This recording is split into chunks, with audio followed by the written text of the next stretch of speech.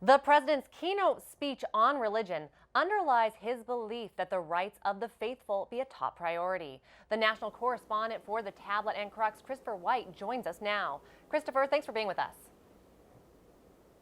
Good to be with you, Tamara.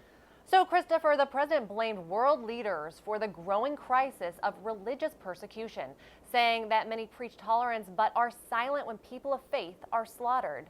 How was that message received?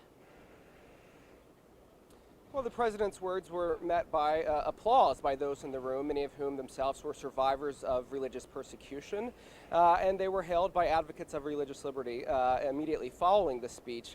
However, some of the worst offenders of religious persecution were, of course, not in the room, so I believe the president hopes his words carry far beyond the walls of the United Nations. The president recalled the atrocity of Father Jacques Hamel, the 85-year-old French priest whose throat was slit at the altar during Mass by Islamic State terrorists in 2016. What did he say about that brutal killing? Yeah, I think for many Catholics it was a welcome reminder of the legacy and witness of Jacques Hamel, who so brutally was killed.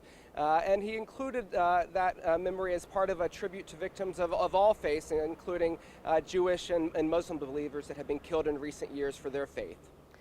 Now, the president also pointed out that 11 Christians are killed every day because of their faith.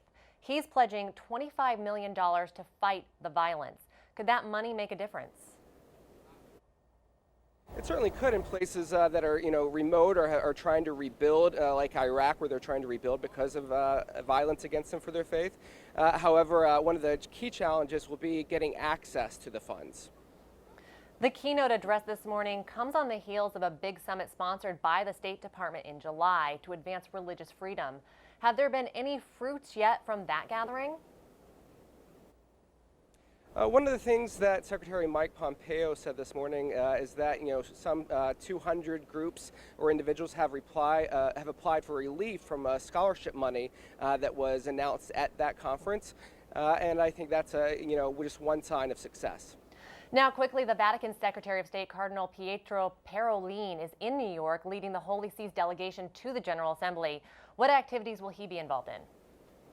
He'll be leading high-level delegations on meetings related to climate change, the persecution of Christians, and healthcare, so issues that are very close to Pope Francis's heart. Christopher White, national correspondent for the Tablet and Crux, thanks for being with us. Thanks, Tamara.